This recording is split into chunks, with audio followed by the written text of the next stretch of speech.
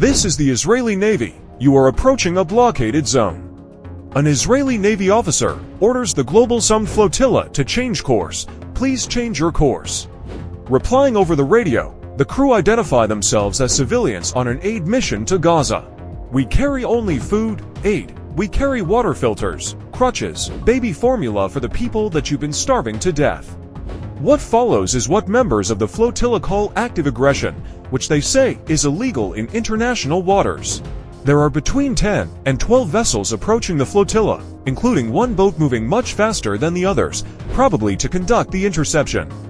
Activists say these are the last minutes to call on governments to demand safe passage for the flotilla.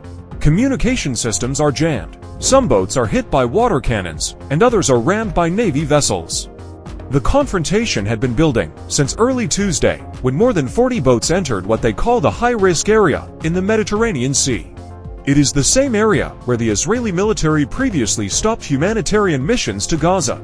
Israel calls it an active combat zone, but the aggression this night was against civilians, including the arrest of Swedish activist Greta Thunberg. Thousands of miles away on land, demonstrations broke out across nearly a dozen cities as word of the Israeli action spread.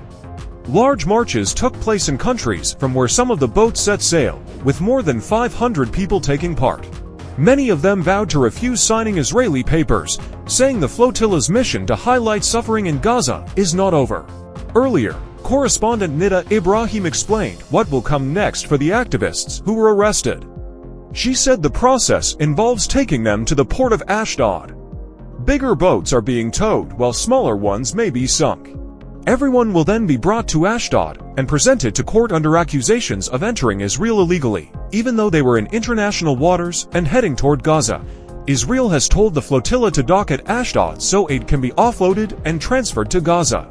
But activists and observers remain skeptical, pointing to the ongoing 18-year blockade and the extremely limited amount of aid that Israel allows in. Before the war, more than 500 trucks entered Gaza daily. Now only a trickle makes it through. Activists stress that while the aid they bring is symbolic, baby formula, water filters, medical supplies, it is meant to draw attention to the much greater humanitarian crisis.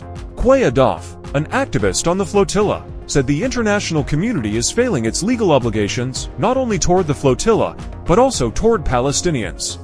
She described Israel's actions as intimidation that has caused serious injuries and deaths, accusing other countries of letting Israel act without accountability.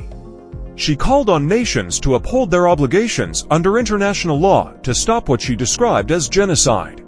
Countries, she said, must also protect their own civilians sailing in international waters.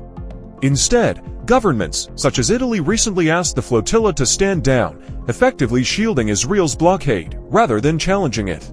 Adaf recalled that just 2 months ago, a flotilla boat flying a UK flag was attacked in international waters. She argued that it amounted to an attack on UK territory, yet Britain did not respond, showing the extent to which states protect Israel's conduct.